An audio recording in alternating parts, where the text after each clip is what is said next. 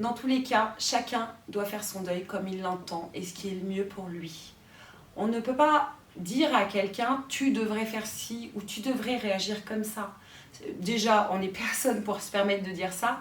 Et puis parce qu'on est tous uniques, comme je vous l'ai dit, on réagit tous différemment. Le mieux, c'est de réagir comme on le sent. Le mieux pour nous, le mieux sur qui vous êtes. Les expressions « ah, mais sois fort ». Oui, être fort, c'est bien, mais on a aussi le droit de craquer, le droit de ressentir des sentiments. Et ce processus-là est vraiment, vraiment nécessaire pour pouvoir faire son deuil correctement. Les deuils qui ne sont pas faits correctement nous traînent.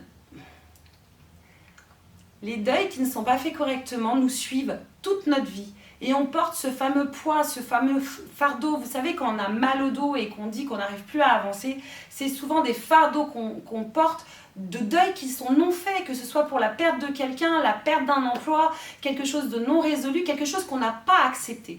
Tout ce qu'on n'accepte pas est amassé à l'intérieur de nous et ça, c'est pas bon pour notre organisme. On se fait du mal pour rien, vraiment. Donc, c'est des étapes nécessaires à franchir. Pour des personnes, elles sont plus courtes que d'autres. Il y a des personnes, ils leur font beaucoup plus de temps pour faire leur deuil.